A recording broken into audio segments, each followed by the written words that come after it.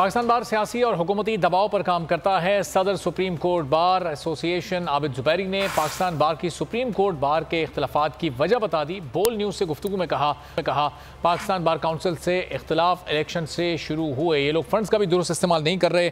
मजीद गुफ्तगू करेंगे। आबिद जुबैरी साहब इस वक्त हमारे साथ ही मौजूद हैं। तो आबिद से मुख्तसरन जो वजूहात आपने बताई हैं, क्या इसकी तफसील है दोनों बार्स के दरमियान इख्तलाफात की?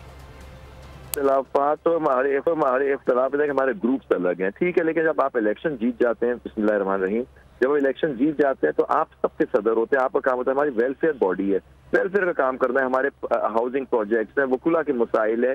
फिर हमारा एक रोल होता है अदलिया की आज़ादी, अदलिया की बार की इंडिपेंडेंस की, वो हमारा ये नज़्मुल ऐन है कि हम इसको मेंटेन करें। शुरू से ये मुखालिफ ग्रुप जो था, जो एहसन बून साहब और सिटिंग लॉ मिनिस्टर जो पाकिस्तान बार में इनकी रुकनीत है, वो लोग हमारे खिलाफ काम करते रहे। इनके कुछ मेंबरान, हमारे 10 मेंबरान इनके हमारे एग्जीक्यूटिव में आ गए, लेकिन हमने कोशिश की कि सब साथ मिलकर चलें, क्योंकि हमारा मकसद जो था कि हम 1 साल के पीरियड के लिए आते हैं, हम सब के लिए मिलकर काम करें, बाहर की वेलफेयर और सब करें। फिर ये इशूज आ गए, नेशनल इशूज होते हैं, नेशनल सुप्रीम कोर्ट बाहर एक हाईएस्ट बॉडी है। हमने एक स्टैंड लिया कि हम आजाद अदलिया के साथ खड़े होंगे, हम रूल ऑफ लॉ और सुप्रीमेसी ऑफ कॉन्स्टिट्यूशन के साथ होंगे। वो बात हमारी इनको पसंद नहीं आई। इनके मेंबरान के थ्रू इन्होंने कन्वेंशन की, हमें नहीं बुलाया कि जो उनके मुखालिफ ग्रुप के लोग थे उनको नहीं बुलाते, अपने लोगों को बुला के वहाँ तकरीरें कराना हमारे खिलाफ, कुछ नहीं हम करते। मेन इशू ये था कि हमारे एक हाउसिंग प्रोजेक्ट है जिसके अंदर 2 अरब रुपए का घपला है, उठा के इन्होंने पैसे दे दिया, लैंड हमारे पोजेशन में नहीं लिया, बयानात नहीं कराए, इन्होंने एक लैंड प्रोवाइडर था उनको दे दिया। हमने उसके फिर ह्यूमन स्मगलिंग इन्होंने की पिछले जो है कमेटी पे, उसका भी हमने इशू उठाया। तो ये सारी चीजें जो उठी थी, अब हम उसके खिलाफ एक्शन लेने जा रहे थे तो उन्होंने देखा कि किस तरह से नहीं, फिर इन्होंने जाली बैलेटिंग की, जो हमारे जो प्लॉट अलॉट किए, बैलेट के 37 दिन के बाद रिजल्ट अनाउंस किया, अपने लोगों को जो इनके सपोर्टर्स थे उनको मनपसंद प्लॉट्स अलॉट कर दिए। तो ये सारी चीजें हम आए तो हमने इसको देखना शुरू किया। फिर भी हमने कहा कि हम इसको आगे लेके चले, इस बातों को ना उठाए उस तरह से, ताकि भी हमारा प्रोजेक्ट हो। माशाल्लाह से प्रोजेक्ट पे काम शुरू हो गया। इस बात की भी उनको तकलीफ थी कि हमने इतना माशाल्लाह अचीव कर लिया, हमारा प्रोजेक्ट अब लाइन पे आ गया, वो चलने लगा।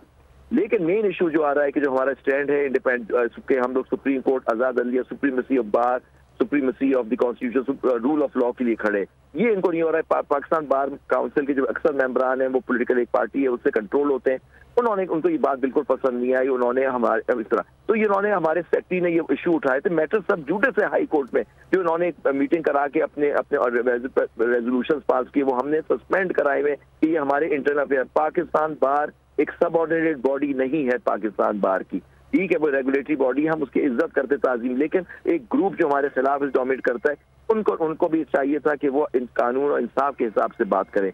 उन्होंने इसका किया, हमारे दो सेक्रेटरी उनको नोटिस दिए खत लिखने पे कि हमने खत लिख के कि जी अच्छा खत लिख के, और आज हमारी एक अपने वाइस प्रेसिडेंट को, जो हमारे एक वाइस प्रेसिडेंट थे, उनको बुला के उनकी कोई हियरिंग कर ली, मतलब कि शो कॉज नोटिस दे रहे। हम लोग गए, हमने कहा मैटर हमने चैलेंज कर दिया सुप्रीम कोर्ट में, शो कॉज नोटिस से कि ये हमारे इंटरनल अफेयर्स में अफेयर नहीं कर सकते। नोटिस उनको चला गया। हमारे वकला गए, उन्होंने कहा जाके, सीनियर वकला शोएब शाहीन साहब, कंदवाल साहब, तौफीक आसिफ, कि जी मैटर सब जुडिस हो गया, आप इस वक्त ना हियरिंग करें क्योंकि कोर्ट में मैटर चला गया। उन्होंने कहा जी आप विड्रॉ करें वरना हम आपके खिलाफ ऑर्डर पास करेंगे, ठीक है। और रात को जब हम लोग बैठे होते तो ऑर्डर इन्होंने कर दिया, वो हमें भेजा भी नहीं, वो हमने सोशल मीडिया पे, टीवी पे, आपके चैनल्स पे देखा।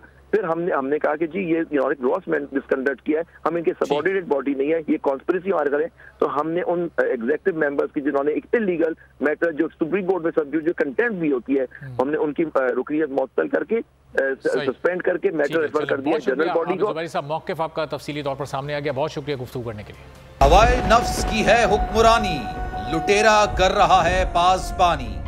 बोल न्यूज के मार्केटिंग हेड आकाश राम ताहा लापता, तफ्तीशी इदारे जवाब देने से कासिर, अहले खाना परेशान, बेटे की जुदाई में माँ गम से निढाल। जो बच्चो हिंदू पर आए थे जो को पाकिस्तानी, मुझे मेहरबानी करे पंहिंजो आकाश वापस कयो। अमेरिकी सेनेट में कांग्रेसमैन की आकाश राम के अगवा के खिलाफ पुरजोर मुजम्मत। And I, of course, have been concerned about some of the terrible disappearances, some of the abuses of human rights in Pakistan.